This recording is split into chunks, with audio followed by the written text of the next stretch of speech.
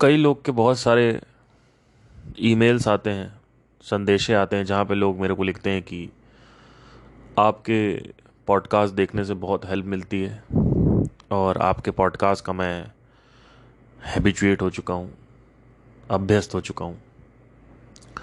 साथ ही साथ कई लोग के इमोशनल ईमेल भी आते हैं कि आपको सुनने से अंदर एक ताकत मिलती है।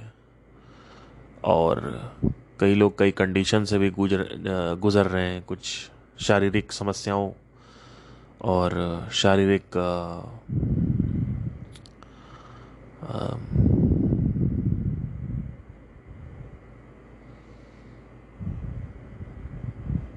गतिविधियों से।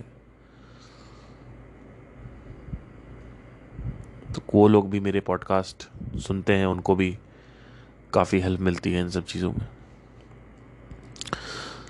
सही बताऊं तो मैंने कभी जब पॉडकास्ट किया था, चालू किया था, तो मुझे नहीं पता था कि आप लोगों को कितना समझ में आएगा और कितना मेरा जो कैरेक्टर है वो अच्छा लगेगा, क्योंकि मैं बहुत स्ट्रेट फॉरवर्ड आदमी हूँ और शुरू से मैं मुंह फट रहा हूँ। जैसे कई लोग ऐसे होते हैं कि दिखाते हैं कि हम बड़ा अच्छे हैं, अंदर से बहुत परेशान होते हैं। मेरे साथ ऐसा नहीं है। अगर मैं अंदर से फ्रस्ट्रेट हूँ तो मेरे मुंह पर भी फ्रस्ट्रेशन आएगा। कई लोग दबा ले जाते हैं, वो फ्रस्ट्रेट हैं पर वो दुनिया में ऐसे दिखाते हैं कि सब कुछ सही चल रहा है, उनके चेहरे पे दिखता है, लेकिन वो तो ऐसे लोग ज़्यादा दोगुले होते हैं। मेरे हिसाब से जितना हो सके उतना ओपन रहना चाहिए। उससे क्या होता है कि आप कंप्रेस नहीं कर रहे हो अपने अंदर फीलिंग्स को। दूसरी चीज़ ये है कि आपको लगता है कि लोग शर्माएंगे, मैं अपने आप को क्यों दिखाऊं बाहर, जैसा मैं अंदर हूं मैं बाहर क्यों दिखाऊं। तो अगेन ये घोंचूगिरी वाली बातें हैं। फिर ऐसे लोगों को मैं थोड़ा सा घोंचू कहना पसंद करता हूं, क्योंकि इन लोगों ने कभी ज़िंदगी में फिगर आउट नहीं किया कि आंतरिक जीवन क्या है और अंदर कैसे रहा जाता है, अंदर के जज्बातों को कैसे हैंडल किया जाता है, ब्रेन क्या है, माइंड क्या है, बुद्धि क्या है, समझ नहीं आता। ये लोग पीएचडी कर रहे हैं, एमबीए कर रहे हैं, बीबीए कर रहे हैं, उसी में लगे हुए हैं। तो इसमें इनको समझ नहीं आता है, इसीलिए ऐसे लोगों को मैं घोंचू बोलता हूँ। तो जो घोंचू लोग हैं उनको मैं फिर से बताना चाहता हूँ कि अगर आप जैसे दबा के रखते हैं तो पहली चीज़ तो आप छुपा क्या रहे हो, ऐसा आप क्या कर रहे हो जो आप छुपा रहे हो। मतलब ठीक है, मैं मेरे अंदर कुछ बुरी आदतें हैं, या मैं जैसे जो मेरी फीलिंग्स हैं, जो मेरे डिज़ायर्स हैं, वो मैं दबा के रखता हूँ। और उससे क्या होगा? मतलब आपके ऐसे कौन से डिज़ायर हैं, ऐसे कौन सी हैबिट्स हैं जो बाहर दुनिया में मौजूद नहीं है, जो उसमें आप अगर दिखा भी दोगे तो लोगों को लगता है कि हमारी बेइज्जती हो जाएगी या हमें कोई समझेगा नहीं, या मेरी प्राइवेट थॉट्स हैं, प्राइवेट भावनाएं हैं मेरी, मैं कैसे बताऊं, अपनी पत्नी को बताऊंगा, ये सब जो भी आप बताना चाहते हो। देखो, मैं आपसे क्या कहता हूं, अगर कोई लड़की सामने से जा रही है और मुझे आकर्षण हो रहा है, तो वो मेरी गर्लफ्रेंड को भी पता है कि पार्थ को अगर आकर्षण होता है तो वो बताता है, और आपको भी पता है कहीं ना कहीं कि अगर आकर्षण हो रहा है, तो मैं बहुत ऑनेस्ट हूं इस चीज को लेके। लेकिन बोल रहे हो कि नहीं, आकर्षण नहीं हो रहा है, मैं तो तुमसे ही प्यार करता हूं, और नहीं सर ऐसा कुछ नहीं है, जब मैं किसी को देखता हूं तो मुझे कोई फीलिंग नहीं आती है। फिर वही बात दोगलेपन वाली, दोगलेपन वाली बात है। मेरे साथ क्या है, मैंने देखा अच्छे से कि अच्छा क्या है। अगर मैं दुनिया को बताता भी हूं कि मैं किसी स्त्री को शादी के बाद भी आकर्षित हो रहा हूं किसी स्त्री की तरफ, तो दुनिया सोचता, हम अगर मैं ये सुन लूंगा कि दुनिया जज करेगी, अरे भैया दुनिया भी तो यही कर रही है। आप ऐसा क्या दबा रहे हो अपने अंदर, अपनी भावनाओं के अंदर ऐसा क्या छुपाए जा रहे हो कि आपको लगता है कि खैर अपनी अपनी पर्सनैलिटी होती है। अब मैं इसमें कोई जोर ज़बरदस्ती भी नहीं कर सकता, बट मेरे हिसाब से ये चीज़ें पॉइजनस हो जाती हैं वक्त के साथ साथ।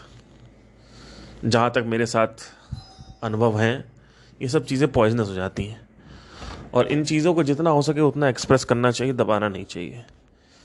जो भी आपका व्यक्तिगत विचार है। थैंक यू भैया।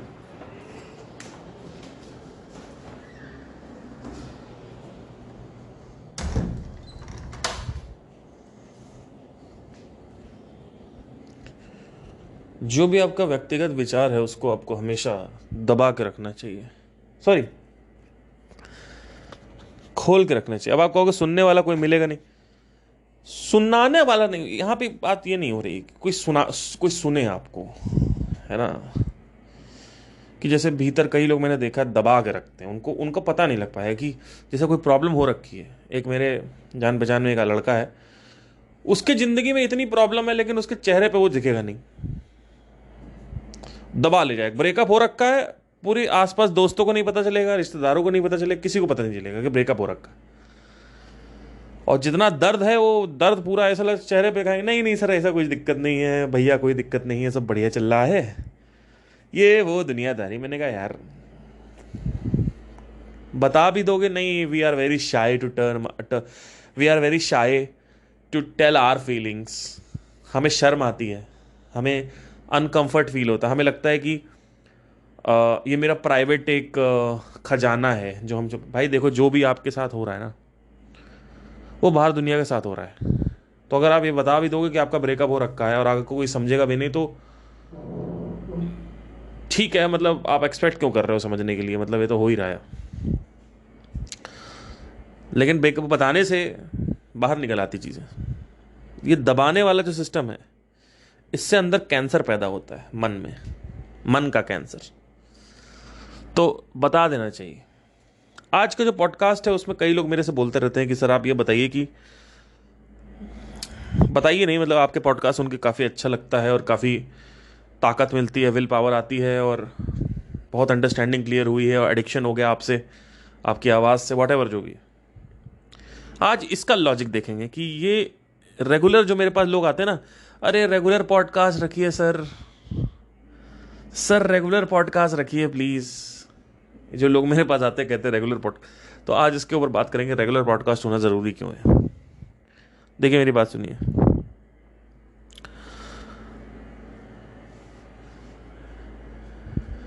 कई लोग कहते हैं रेगुलर पॉडकास्ट रखने के लिए क्योंकि कहीं ना कहीं वो इस जोन में ही रहना चाहते हैं। ये जो जोन है स्पिरिचुअलिटी का जोन और कंस्ट्रक्टिज्म का जोन और critical thinking, analytical thinking, intellectual thinking का जोन जो है इसमें रहना चाहते हैं। जब पॉडकास्ट हफ्ते में एक बार आता है तो उसमें उतना नहीं हो पाता, लेकिन अगर रोज़ आ रहा है तो लोगों को लगता है यार आज का दिन थोड़ा सही होने वाला है, या जो भी है, मतलब एक जितना मैं पकड़ पा रहा हूँ कि आपका जो जोन है वो बना रहता है। और वो जो जोन है, वो जो आंतरिक वातावरण है तुम्हारा, इससे एक बहुत बड़ी सीख मिलती है।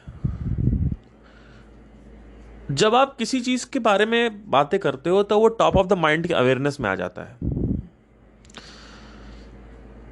किसी चीज के बारे में अगर आप कुछ देर तक बातें कर रहे हो, not just 2 second, 5 second, 10 second, 1 minute, 5 minutes, maybe let's say 15 minutes, 30 minutes, 1 hour, 2 hour, 3 hour, it will come to the top of the mind awareness. अब ये जो top of the mind awareness है इसके बारे में मुझे कैसे पता चला, थोड़ा सा एक किस्सा बताऊंगा तो इसको और बेटर से समझ में आएगा। जैसे कि आप जानते हैं कि मैं एक डिजिटल मार्केटर हूं और सेल्स और मार्केटिंग को लेके मजबूरन मुझे संगीत से मोड़ लेके सेल्स एंड मार्केटिंग की तरफ आना पड़ा, क्योंकि कहीं ना कहीं वो जो संगीत है वो पे ऑफ नहीं कर रहा था। ओरिजिन स्टोरी ये है इसकी। और मेरे जैसे बहुत सारे लोग जॉब करने लगे, लेकिन 2019 में मुझे पता था कि अब मुझे अगर कुछ करना है संगीत में तो अपना ही कुछ करना पड़ेगा, रैदर देन कि मैं बॉलीवुड का और रियलिटी शोज का चक्कर लगाऊं जहां पे बहुत शोषण है, सुसाइड है, मर्डर है, बहुत सारी चीजें। तो जब मैं सेल्स एंड मार्केटिंग में कुछ पढ़ रहा था तो there was something called as follow up. जैसे फॉर एग्जांपल आपका कोई इंश्योरेंस में आपने बोल दिया हाँ मुझे इंश्योरेंस चाहिए, तो वो लोग कॉल करते रहते हैं आपको, इंश्योरेंस ले लो, इंश्योरेंस ले लो, इंश्योरेंस ले लो। या आपने कहीं बटन दबा दिया, कुछ क्लिक कर दिया कि मुझे क्रेडिट कार्ड चाहिए, तो क्रेडिट कार्ड का कॉल आने लगेगा, क्रेडिट कार्ड ले लो, क्रेडिट कार्ड ले लो, क्रेडिट। तो एक तरीके से ये बहुत ही चीप और वाहियात हरकत है फॉलो अप करने की, बट ये भी एक फॉलो अप है। इसमें भी 1% लोग कन्वर्ट हो जाते हैं। मतलब अगर मान लीजिए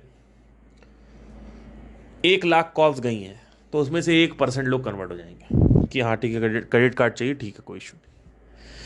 उस हिसाब से सेल्समैन को कमीशन मिलता है। यही है फॉलो अप। जब मैंने पढ़ना चालू किया इसका साइंस क्या है बेसिकली, अब मेरे पास जैसे कोई आया कि मुझे लाइव बैंड चाहिए मेरी शादी में, मेरी एनिवर्सरी, मेरा बर्थडे पार्टी है, मेरा ये है, मेरा धीम धड़ाका जो भी है। अब आप जानते हैं कि मेरा अभी जो करंट बिजनेस है, जिसमें एक वन ऑफ द अभी 2 बिजनेस मेरे चल रहे हैं साथ में, जिसमें से एक बिजनेस जो भी ज़्यादा सक्रिय है वो है लाइव बैंड का बिजनेस, जिसमें से मैं कुछ 4-5 लोगों में से पूरे इंडिया में आता हूं कि मैं अपने ही बिजनेस को खुद लेके आ रहा हूं। मैं किसी इवेंट कंपनी के साथ टाई अप नहीं हूं मेरे साथ, ना ही मेरे पास कोई आर्टिस्ट मैनेजमेंट कंपनी, और अगर आती भी है तो मैं उनके साथ काम नहीं करता। क्यों नहीं काम करता बताता हूं, इसका भी रीजन है। पहली चीज तो उसमें चैनल आ जाता है बीच में, तो पैसा बहुत ज्यादा लग जाता है। तो आधे मतलब 1 लाख रुपए की अगर क्वेरी है तो हमारे हाथ में से 20,000 आएगा, 80,000 रुपए वो इवेंट मैनेजमेंट कंपनी ले जाएगी, फाउंडर जो उनके होंगे। उसके बाद भी आई हेट देम, मतलब I really hate. Let me tell you one thing, people who are listening from music background and into spirituality, let me tell you something. मेरा आगे फ्यूचर में प्लान है कि मैं खुद के अपने पर्सनल कॉन्सर्ट्स करूं। अब उस कॉन्सर्ट को करने के लिए भी, जैसा कि आप जानते ही हैं, जितना मैंने आपको बता रखा है, कि आपको एक यूनिक प्रेजेंटेशन स्टाइल चाहिए कि आप अलग क्या कर रहे हो, वट एवर जो भी है। तो मैं उसमें नहीं आऊंगा बिकॉज क्यों, कैसे, क्या। लेट अगर जब मैं पर्सनल कॉन्सर्ट्स करूंगा अपने, तो मैं इवेंट कंपनी को हायर नहीं करूंगा, अपने साथ एसोसिएट नहीं करूंगा। मेरे अंडर में मैनेजर्स हायर होंगे, और ये एक उल्टा तरीका हो जाएगा। Instead of event management company hiring the singers, in fact the singers also can hire the managers. And not just about hiring, it's not just about hiring, it's about the entire thing has to be noted, and what is the pathway has to be noted by the singer. मतलब क्या है कि जैसे कहीं show हो रहा है तो उसके लिए मार्केटिंग कैसे करनी है, मैनेजमेंट कैसे करना है, कोई फॉल्ट हो गया तो क्या करना है, कोई फॉल्ट नहीं हुआ तो क्या करना है, वो जो सीईओ है, जो फाउंडर है, उसको पता होना चाहिए। तो as a singer you can be a founder और a CEO, and then you can hire event manager and that he will work under you, not कि आप उसके अंडर में का। कोई चक्कर क्या है सारा का। I hate event management companies, let me tell you, because first of all they are the pieces of shit. Let me tell you, they don't care about the artist. Out of 1 lakh rupees they will keep 80,000 rupees. Number 2, number 3, they will delay the payment. That is the worst thing. That is the worst thing. आज तक मेरे साथ कम से कम 30-40 लोग काम कर चुके हैं पिछले 2 साल में। Never have I ever delayed anybody's payment. Payment मेरे पास आई, मैंने अगले तुरंत मैं पेमेंट मैंने उनको दी। यहां साला पेमेंट आएगी, पेमेंट मिल ही नहीं रही है, कल आना, कल दे देंगे, परसों दे देंगे, तरसों दे देंगे। अरे साला, it's very I really get annoyed talking about all these things, really. That's why I hated them. I don't like them. And उसके बाद पता है क्या होता है, आप एक कंपनी के साथ जुड़ते हो, अपनी प्रोफाइल भेजते हो, उनसे प्यार करते हो, उनसे अटैचमेंट बनाते हो, उनसे एक एक्सपेक्टेशन रखते हो, वो किसी और सिंगर को भेज देंगे किसी और बैंड को भेज देंगे, तो उनको आपसे मतलब नहीं, आपके करियर से मतलब नहीं है। Same goes with any kind of business. अभी रिसेंटली ओला वालों ने काफी कंप्लेन करी कि 30,000 ही मिलता है, 35,000 रुपये महीने की तनख्वाह है, साला ओला पैसा नहीं देती। क्यों नहीं देती पता है? ओला अगर चाहे तो 50,000 रुपये सबको दे सकती है, लेकिन क्यों नहीं? बेरोजगारी इतनी है, इतने लोग काम करने के लिए रेडी हैं कि आप 10,000 में काम करो, 10,000 में भी लोग आ जाएंगे। और यही स्विगी वालों के साथ भी, यही जोमेटो वालों के साथ भी है। उनकी जो पेमेंट है 10-15 हज़ार की पेमेंट है, तो कंप्लेन वो गाली बकते रहते कंपनी को, पूरे टाइम वो कंपनी को गाली बकेंगे। ब्लिंकिट वाले, ये इंस्टामार्ट वाले को सब गाली बकते रहेंगे कि साले पैसे नहीं देते, ये नहीं करते। मैं बैठता हूँ उनके साथ, बात कर चुका हूँ मैं, ओला वालों के साथ बात, साला पैसे इसमें कुछ आता नहीं, ये नहीं आता, वो नहीं आता, कोई कमीशन नहीं है, ये नहीं है, वो नहीं है, कोई कंप्लेन। और फिर भी छोड़ नहीं पाएंगे, कोई है ही नहीं कुछ करने के लिए, आखिरी ऑप्शन है उनके पास वही। तो बेरोजगारी इतनी, लोग इतने हैं कि वो कंपनी ने गिरा दिया पैसा। ऐसे ही यहां पे आर्टिस्ट लाइन में आर्टिस्ट इतने हैं कि कंपनी को कोई मतलब ही नहीं, वो किसी और आर्टिस्ट को हायर कर लेगी। सेम अरिजीत सिंह के साथ नहीं हो सकता, सनम के साथ नहीं हो सकता, बड़े बड़े सिंगर्स है, सोनू निगम के साथ नहीं हो सकता। क्यों नहीं हो सकता? क्योंकि they have the power, because they have build themselves, they are the desire of the public. It's not about Sonu Nigam building himself or Arjit Singh building himself. It's about they have the desire of the public desires them, so now they have this power. So इनके पीछे पीछे companies भागती है, हमसे show करवा लो, हमसे show करवा लो। Anyway, तो होता क्या था कि जब लाइव बैंड की क्वेरीज मेरे पास आती थी, तो मैंने ये चीज़ पढ़ी थी कि जब आपके पास कोई क्वेरी आती है तो पहली बार में वो कन्वर्ट नहीं होती, वो अपने रिसर्च मोड में आ रही होती है। आपसे पूछेगी पैसा, उनसे पूछेगी, उनसे पूछे, सबसे पैसा पूछेगी, फिर किसी से कन्वर्ट होगी। तो फॉलोअप लेते रहना पड़ता है। अब फॉलोअप से क्या होता है कि आप उसके टॉप ऑफ द माइंड में रहते हो। जैसे फॉर एग्जाम्पल, मान लीजिए आप मेरे से आते हो कि सर मेरी बहन की शादी है और आपका बैंड हायर करना है। तो आपने कहा ठीक है, मैंने कहा ठीक है, मैंने आपको वीडियोस भेज दी, प्राइस भेज दिया। अब आपने कहा सर ठीक है, आज ही तो आप फाइनल करोगे नहीं, आप कहोगे ठीक है सर आपने भेज दिया, अब मैं घर वालों से बात करूंगा, सबसे बात करूंगा, फिर बताऊंगा आपको। और बताते बताते कोई और बैंड मिल गया, कुछ आप भूल गए, नंबर डिलीट हो गया। तो यही होता है। तो we have to follow up. Follow up कैसे होता है? मतलब ऐसा नहीं होता है कि, मतलब मेरी अपनी स्ट्रैटेजी है फॉलो अप करने की, मैं उसमें नहीं जाऊंगा अभी, ठीक है। तो उससे क्या होता है, top of the mind awareness बनती है। अब जब ये चीज़ मुझे पता चली तो मुझे लगा कि यार ये चीज़ तो हर जगह है। मतलब अगर आप कोई चीज़ कंज्यूम कर रहे हो तो उसकी डिज़ायर जो है वो ऊपर आ जाएगा उसका, और आपका जो फोकस है, जो ध्यान है, वो उसी तरफ चला जाएगा। सो ध्यान का और टॉप ऑफ द माइंड में जो इन्फॉर्मेशन पड़ी है उसका बहुत बड़ा कनेक्शन है, अटेंशन का और इन्फॉर्मेशन का।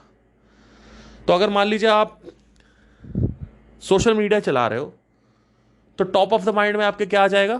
Social media. अब आपका फोकस जो है वो हर जगह से हटकर सोशल मीडिया की तरफ चला जाएगा। तो अल्टीमेटली आदमी सोशल मीडिया में ही ट्रैप रहता है, because of this reason only, because he is using the social media again and again. That goes into the top of the mind, and whatever is in the top of the mind, action will decide according to that. जो भी top of the mind में information होगी उसके अनुसार आपकी जो actions होंगे वो अपने आप डिसाइड हो जाते हैं। जैसे मेरे पॉडकास्ट लोग सुनते हैं तो उसका सबसे बड़ा रीजन यही है, जो कहते हैं रोज रोज करो, रोज करो, उसका रीजन यही है कि टॉप ऑफ द माइंड जो है ना वो सच बैठा रहना चाहिए। सत्य की बातें अगर टॉप ऑफ द माइंड में बैठी रहती हैं, जो कंस्ट्रक्टिज्म है, मीनिंगफुलनेस है लाइफ में, instead of social media you are listening this which is great, because constructivism की बातें जो हैं, कुछ नया सीखने को मिला और लाइफ में ग्रो करने की बातें जो कर रहा है, उसके साथ अगर आप रहोगे तो आप भी ग्रो करोगे। इट्स ऑल अबाउट संगत and top of the mind. कि अगर संगत की रंगत भी हो गई, वो भी top of the mind awareness से ही कनेक्टेड है। संगत की रंगत होती है, जैसी संगत वैसी रंगत, ये भी टॉप ऑफ द। सो एक और एग्जांपल लेता हूं इसमें, जिसमें और आपको बारीकी से समझ में आएगा। जब आदमी मरता है तो उसके कान में जाके बोलते राम राम राम राम राम राम राम। उसका सबसे बड़ा रीजन यही है कि आखिरी वो एक विचार क्रिएट हो जाए राम का, और राम एसोसिएटेड है अच्छी फीलिंग से। तो आदमी को आखिरी टाइम पे एकदम भगवान का नाम लेने से अच्छी फीलिंग हो जाए, उससे क्या होगा? जो पोस्ट डेथ सिचुएशन होती है इंसान की, अब वो इंसान नहीं रहता, उसके संस्कार अभी भी पड़े हुए हैं, मरने के बाद वहां पे। उन्हीं संस्कार को वासना भी बोलते हैं, बिहेवियरल टेंडेंसीज, और संस्कार भी उसी को बोलते हैं। संस्कार मतलब सारी मेमोरीज जो हैं वो अभी एम्बेडेड है उसमें, और जो हैबिट्स हैं जो चेंज नहीं कर पा रहा आदमी, उसको वासना बोलते हैं। तो वासना और संस्कार दोनों पड़े रहते हैं ऑलरेडी, वो डिलीट नहीं होते। वो एक है कॉमन कॉन्शियसनेस, और जो कि हमारे और आप में सब में बराबर है। लेकिन हम अगर ये कहें कि मेरी मेमोरी आपकी मेमोरी से बराबर है, तो वो गलत हो जाएगा। तो मरने के बाद मेमोरी जो होती है वो भी स्थिर रहती है, और उस मेमोरी में पड़े होते हैं संस्कार, और उन संस्कारों के हिसाब से वासनाएं बनती हैं। तो कैसे भी करके एक अच्छी भावनात्मक सिचुएशन क्रिएट की जाए राम राम बोल के, जिससे एक आदमी को पोस्ट डेथ सफरिंग कम हो। पर ये पॉसिबल नहीं है, चाहे आप कितना भी राम राम राम बोल लो। जिस आदमी ने अपनी पूरी जिंदगी में वासनाओं का मोमेंटम बना रखा है, सेक्स का मोमेंटम बना रखा है, भोग विलास इंद्रिय तृप्ति का मोमेंटम बना रखा है, तो वो मोमेंटम एकदम से राम राम बोलने से डिसरप्ट नहीं होगा, क्योंकि उसकी हैवी मोमेंटम बहुत हैवी है। एक ट्रेन है, बहुत भारी ट्रेन है, एक पत्थर है, बहुत भारी पत्थर है, ऊपर पहाड़ से नीचे फेंक दिया गया है, और वो खिसलते हुए आ रहा है। आप बीच में उसमें डंडा लगा रहे हो, कह रहे हो राम राम राम, नहीं रुकेगा वो। तो पूरे जीवन जिसने सत्य की बातें करी, और उस सत्य की बातें करने से उसके डिजायर जो है वो डिसॉल्व हो गए। उन डिजायर का उसके ऊपर कोई रोल नहीं है, वो जब चाहे तब टी शर्ट की तरह डिजायर को उतार सकता है। तो वो व्यक्ति के जो संस्कार हैं वो उसके ऊपर हावी नहीं होंगे, और वासना होगी नहीं। वासना होगी नहीं तो पोस्ट डेथ कोई सफरिंग नहीं होगी, चाहे अकाल मृत्यु मरे, चाहे पूर्ण मृत्यु मरे। इसी वजह से ये एक बहुत बड़ी चीज है कि top of the mind awareness कहां पे। ऑटोमेटिकली अगर आपकी डेथ हुई है, तो जो भी आपका मोमेंटम बना हुआ है अभी तक, वो momentum top of the mind awareness में कंसीडर किया जाएगा ऑटोमेटिकली।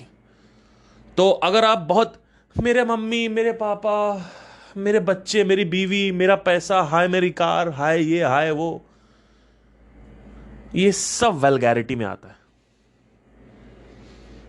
ये सब जो है हाय ये हाय वो, मेरा ये, मैं छूट ना जाए, ये ना हो जाए, ये सब वल्गैरिटी में आता है। ये सब परेशान करेगा आदमी।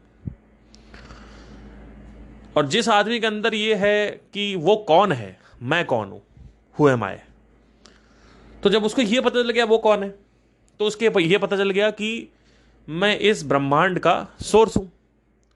अब जब आप ब्रह्मांड के सोर्स की कुर्सी पे बैठे हुए हो, तब आपके डिजायर आपके ऊपर हावी नहीं हो सकते, चाहे कुछ भी हो जाए, क्योंकि आपको उसकी रियल मीनिंग दिखने लगेगी। अभी ये दुनिया एक कंडीशनिंग क्रिएट करती है कि आपके डिजायर ही सब कुछ है आपके लिए, कि डॉक्टर बनो नहीं तो तुम चूतिए हो, कि साइंटिस्ट बनो नहीं तो तुम बेवकूफ हो, कि ये बन जाओ नहीं तो तुम ये हो, तुम। तो ये दुनिया एक झूठ में अपने खुद के संसार में जीती है। एक है वास्तविक संसार और एक है काल्पनिक संसार। इस काल्पनिक संसार को माया बोलते हैं।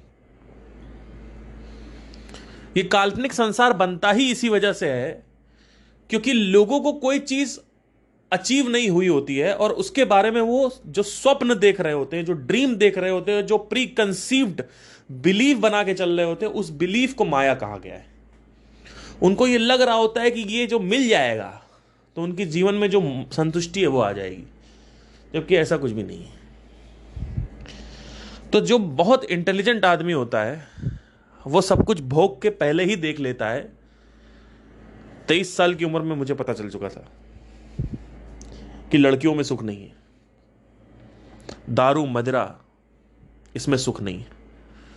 ऑल दो हैबिट है, मैं उसकी बात नहीं कर रहा हूं, पर I don't consider my self extracting the pleasure. I just drink because I don't think so कि ये अभी ऐसा भी कुछ प्रॉब्लम हो गया कि इसको छोड़ने वाला है। तो occasionally I drink it. See, just to tell you, एक आदमी है बर्थडे केक चॉकलेट खाता है, समझना, कभी कभी खा लिया ठीक है, अच्छा लगता है, लेकिन एक आदमी खाए ही जा रहा है और उसको आदत पड़ी हुई है और उसको एडिक्शन हो रखा है उस चॉकलेट का। तो दोनों ही खा रहे हैं, लेकिन एक खा रहा है ठीक है, हो गया, आगे मिल गई तो ठीक है, नहीं मिली तो भी ठीक है, और एक है कि भैया चॉकलेट होनी ही चाहिए। तो कंपल्सिवनेस है, there is something called as compulsive disorder. तो कंपल्सिव एक्टिविटी हो रही है, वो प्रॉब्लम है। दारू पीना प्रॉब्लम नहीं है। जब आप कंपल्सिवली पी रहे हो कि अरे यार मुझे अब आज मेरे को अच्छा नहीं लग रहा, अब मुझे दारू चाहिए, ये प्रॉब्लम है। कि यार अब मेरा मूड नहीं सही, मेरे को दारू चाहिए, ये प्रॉब्लम है। मुझे खुशी चाहिए तो उसके लिए दारू चाहिए, ये प्रॉब्लम है। ठीक है। सो हैविंग सेड दैट,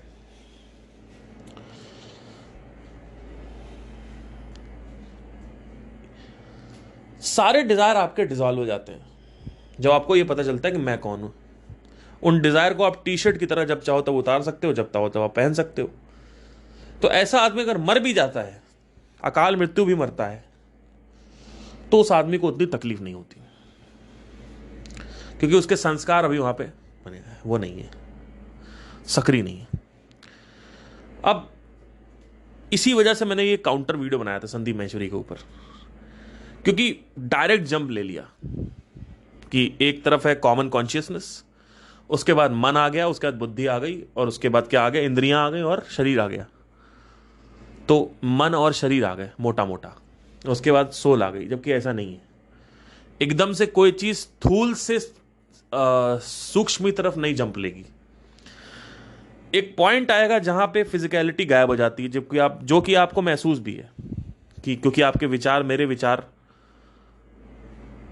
जो है वो कभी, मैं आपके विचारों को पता नहीं लगा सकता। मैं आपकी शक्ल देख के बता सकता हूं कि आपकी शक्ल का कलर कैसा है, पर आपके विचारों की फ्रीक्वेंसी कैसी है या प्रकार कैसा है मैं नहीं बता सकता। तो ग्रॉस से सटल दो चीजें आपके पास हैं। फिर तीसरा आता है प्राण, दैट इज एनर्जी। आज मुझे एनर्जेटिक लग रहा है, आज कम लग रहा है, दैट इज देयर। फिर चौथा एक और लेवल है, पांचवा एक और। तो ऐसे धीरे धीरे नीचे जाता है मामला। जब आदमी मरता है तो क्या होता है, जो संस्कार होते हैं वो बाकी के 3 शरीर में, 3 शरीर का मतलब ये नहीं कि कोई फिजिकल शरीर है, शरीर बोला गया समझने के लिए, ठीक है, तो उसमें मौजूद है। अब क्या हुआ कि ये समझाया नहीं। अब जब ये समझाया नहीं आपने और आपने डायरेक्ट जंप ले लिया, तो या तो आप बहुत बड़े कंफ्यूजन में हो, और या तो आप बताना नहीं चाहते। और अगर बताना नहीं चाहते तो क्यों नहीं बताना चाहते, क्योंकि ये तो एक बहुत बड़ा कंफ्यूजन क्रिएट कर देगा, क्योंकि डेथ को लेके बहुत बड़ा क्वेश्चन मार्क है लोगों के अंदर। क्योंकि अगर सच में प्योर कॉन्शियसनेस बचती है, आपको अगर अभी गोली मार दें और सिर्फ आत्मा बचेगी, जो प्योर कॉन्शियसनेस है, जो कॉमन कॉन्शियसनेस है, अगर वही सिर्फ बचती है और कुछ नहीं बचता, सिर्फ वही बचती है, तब तो एक आदमी सुसाइड कर रहा है, एक आदमी रेलवे के नीचे आ गया, एक आदमी ऊपर जंप ले लिया, और एक आदमी 100 साल की उम्र में मरा। उसमें क्या अंतर है? ठीक है, मरने दो फिर लोगों को। फिर जो कोटा में सुसाइड हो रही है, मरने दो, क्या दिक्कत है भाई? आप मरे, प्योर कॉन्शियसनेस। कोई आदमी 110 साल 120 साल जिया, वो भी प्योर कॉन्शियसनेस। तो अंतर क्या है? मर जाओ, गोली मार दो अपने आप को, प्योर कॉन्शियस। ऐसा नहीं होता है।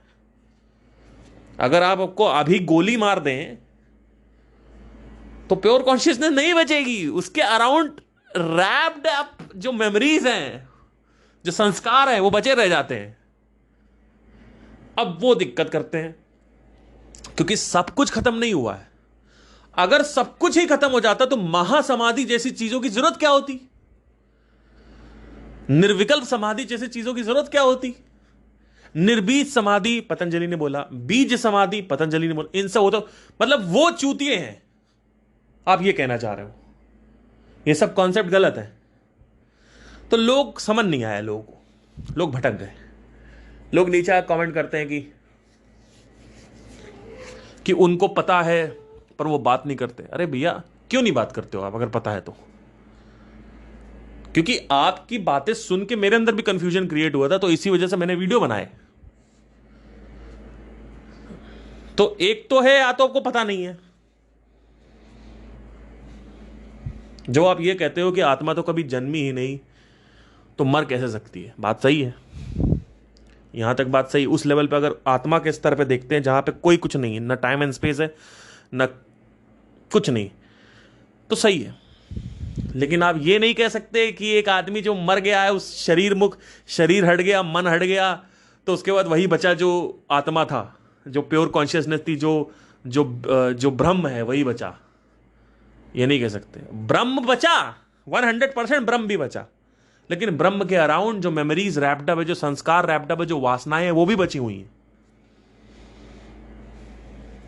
क्योंकि अगर ये नहीं होती तो आज आप ऊपर से कूद जाओ, प्योर कॉन्शियसनेस। कोई आदमी 100 साल जी रहा है, प्योर कॉन्शियसनेस। कोई कोटा में सुसाइड कर रहा है, प्योर कॉन्शियसनेस। मर जाओ, क्या दिक्कत है? तो महासमाधि की क्या जरूरत थी? निर्विकल्प समाधि जैसी विधियों की क्या जरूरत थी? महासमाधि जैसी विधियों की क्या जरूरत? कोई विधियों की जरूरत नहीं थी, वो सब बेवकूफ थे। ऐसे नहीं अलग होते हैं। ये जो मुक्ति, दो तरीके की मुक्ति होती है। एक मुक्ति क्या होती है? एक मुक्ति होती है कि आप शरीर में रहते हुए ये जान लो कि आप वास्तविकता में कौन हो, तो उससे आपके सारे संस्कार ऑटोमेटिकली छूटने लगेंगे, सारी वासनाएं ऑटोमेटिकली छूटने लगेंगी। तो क्या होगा? कुछ टाइम में, 7-8 साल, 9 साल, 10 साल में आपका माइंड जो है वो एम्प्टीनेस हो जाएगा, वो एम्प्टी हो जाएगा, खत्म हो जाएगा, शून्य हो जाएगा। अब कुछ पकड़ने के लिए नहीं होगा। अभी बैठे हुए हो तो टेंशन हो रही है कि अरे यार मुझे ये बनना था पर मैं बन नहीं पाया। मेरे साथ ऐसे कोई टेंशन नहीं है। ज्यादातर लोग परेशान इसी वजह से हैं क्योंकि वो चाहते हैं कुछ ऐसा होना चाहिए, नहीं होता वैसा। इस वजह से परेशान है कि उनका बिजनेस नहीं चल रहा, उनका ऑफिस नहीं चल रहा है, तो इस वजह से परेशान है। मेरे साथ ऐसा सीन नहीं है।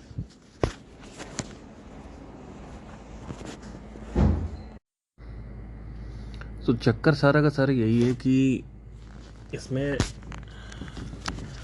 देखिए, अब इसमें क्या है ना कि अगर आप फर्दर इन्वेस्टिगेट करेंगे तो आप समझेंगे कि इसमें एक आदमी ने इस बारे में बात नहीं करी है।